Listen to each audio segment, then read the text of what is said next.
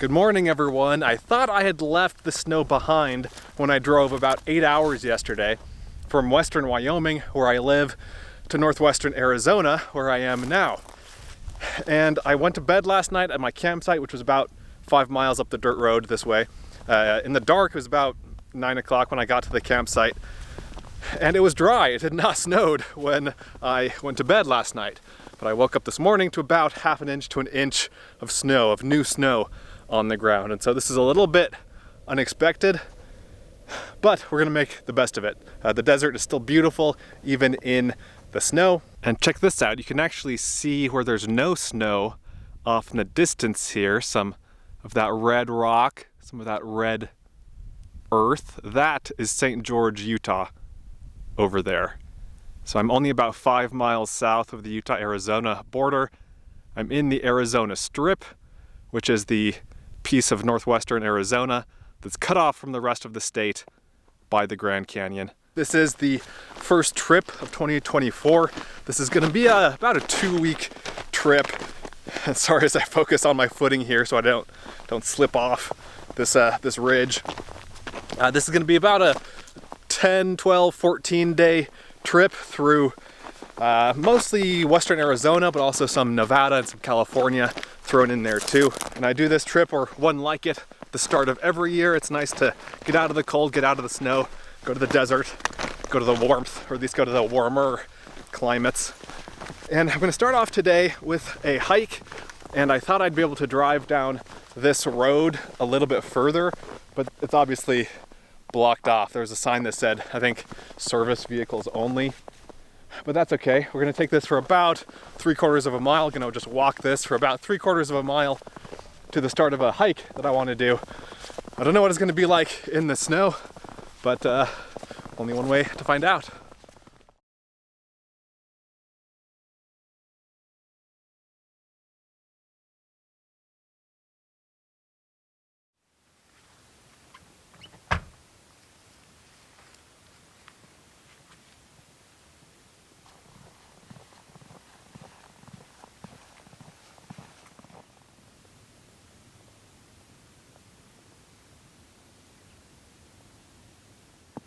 So after about 15 minutes of hiking, I've made it to the start of the actual hike. This is called Fossil Canyon or Quail Canyon. I've seen it called both things.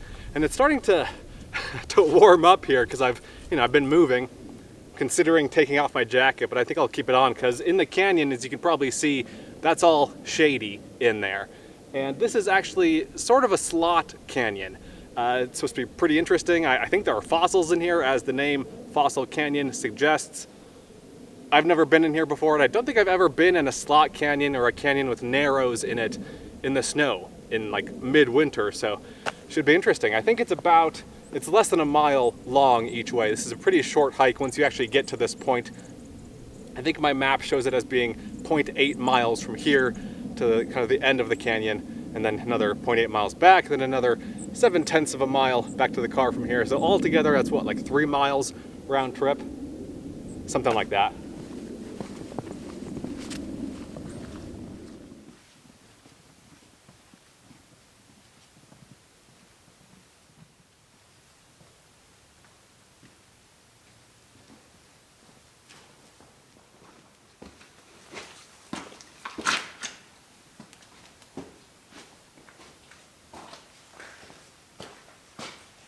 I've gotten to a section here that might be a little bit tricky.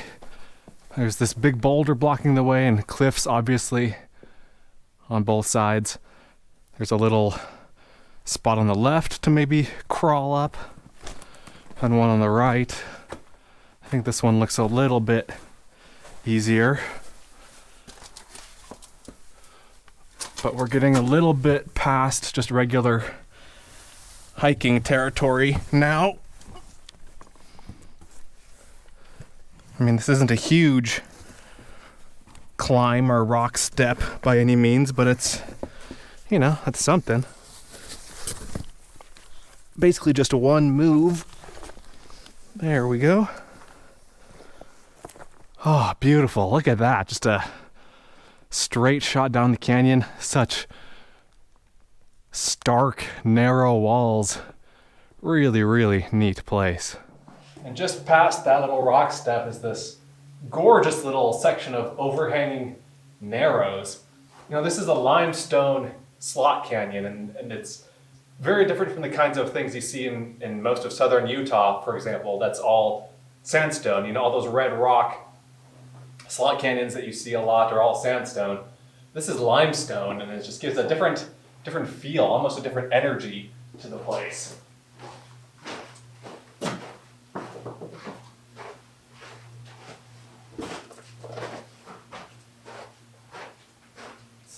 This feels more like Death Valley than the national parks and national monuments of southern Utah. It's almost foreboding, and I really like that. It's very, very unique. And I just came around the corner and the sun is full on blasting me in the face now. Awesome. And again, this is called Fossil Canyon, so I've been on the lookout trying to find some fossils to show you guys. Haven't seen a whole lot, but the texture of the rock is very, very cool. There are some things like this. That could be a fossil. I'm not sure if you know what that is. If that was a creature of some sort, let me know what it was. And going back to what I was saying and kind of comparing this to slot canyons in southern Utah, you know, that red rock of southern Utah, and also, you know, northern Arizona and western Colorado, it's beautiful, you know, and that just gives it gives hikes in that kind of terrain a kind of a more warm and friendly feeling, whereas this is like, you know, black and gray and dark, and you know, whereas the southern Utah slot canyons are very kind of smooth and beautiful and wavy and curvy and almost organic. This is the opposite of that. This is more kind of fractured, and it feels more haphazard and less, you know, beautifully sculpted and more just the result of a crack in the earth. To me, the red rock country of the Southwest is Mother Nature making something beautiful and expressing herself in a positive, uplifting way, whereas this is where Mother Nature goes to let out some of that pent-up anger or frustration. Both are beautiful in their own way, but just different ends of the spectrum. Awesome little hike here, though.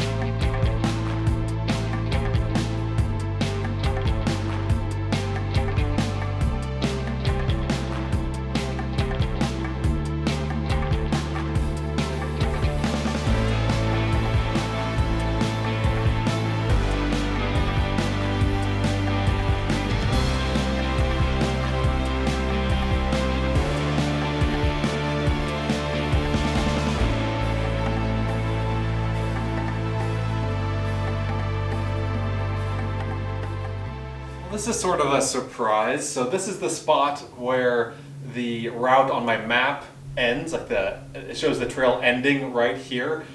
And I didn't really know why. Like, I haven't done a ton of research on this hike. I didn't really know what to expect. But there's a Dryfall here, like there's a slick cliff, and there happens to be a rope here. So let's climb up and see how it goes.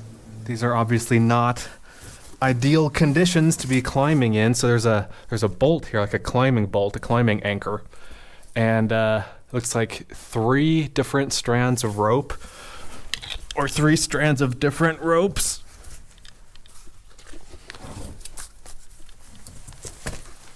Okay, first little step is done. Let's shake all the rope, or all the snow off of this. Give it a tug. Seems solid enough. Again, there are 3 ropes here, so I feel fairly confident in it. Let's clean off my boots.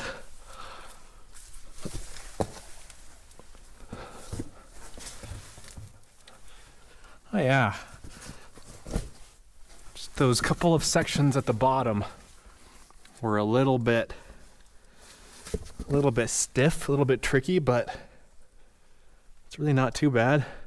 There's the main camera recording out over there that I'll need to climb back down to get, but that's okay.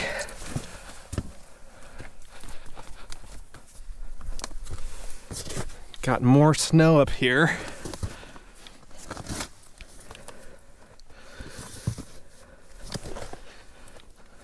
It's not frigid today. It's probably around freezing, so it's fairly cold, but not Arctic. Okay, that was cool. All right, let's keep going up the canyon a little bit more, and then we'll probably turn around pretty soon here.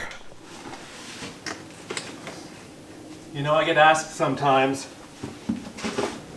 if it's harder to climb up or climb down.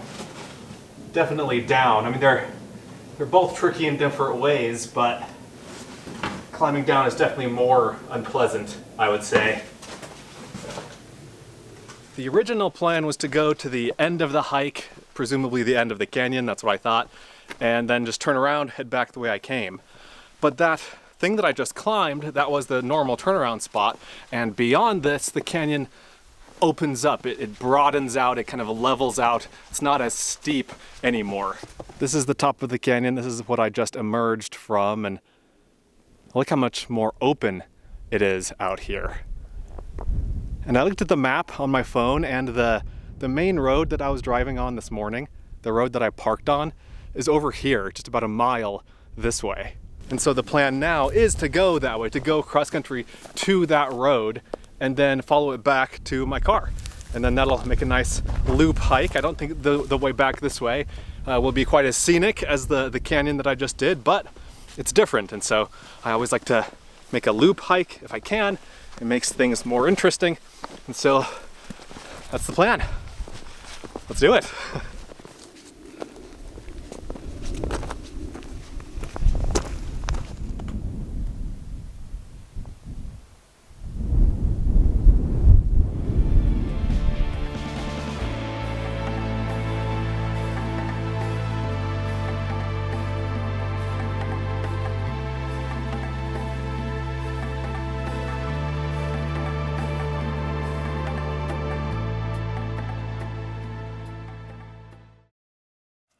I'm now in the town of St. George, Utah, which is the largest town in southwestern Utah. I think it's about 100,000 people. Really pretty town, probably one of the prettiest situated towns in the western United States. It's kind of up there with Sedona, in my opinion. Maybe not quite as pretty as Sedona, but really pretty spot. And I've stopped to get some Indian food for lunch. I've got some naan and some rice and chicken tikka masala and a mango lassi. I love Indian food. Indian food is my favorite cuisine, so I try to treat myself every once in a while when I'm out on these trips. And this is the only thing I'm going to do in Utah today, and maybe on this trip. Yeah, I think this trip is mostly Nevada and Arizona with some California in it. And so I'm going to hit the road after I finish up here. Going to go into Nevada.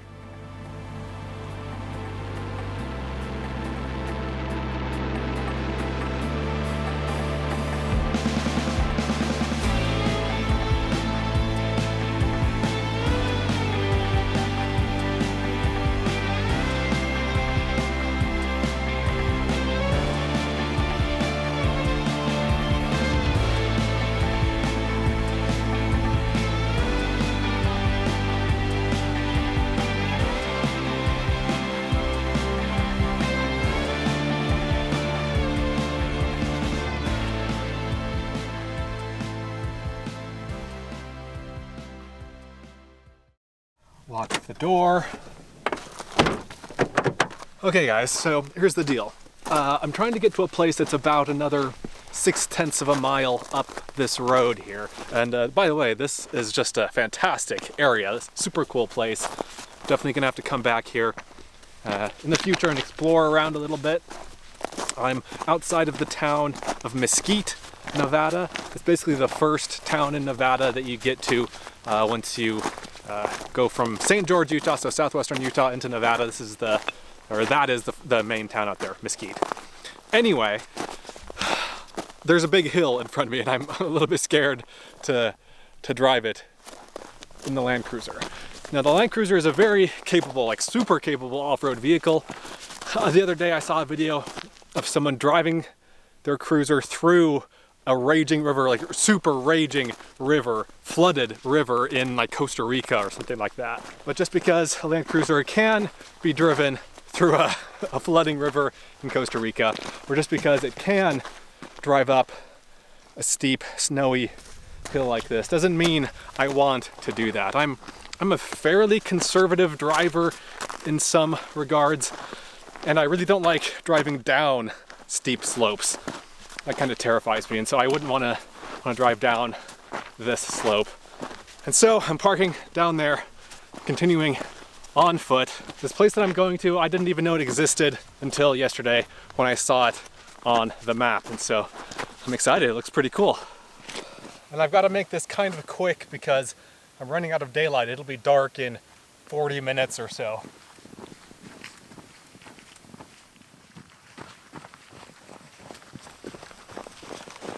I've now got a pretty good look at it. This is called Keyhole Rock.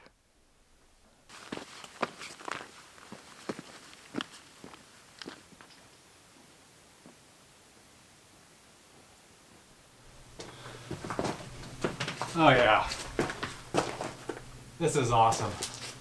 Totally worth it. Great views too.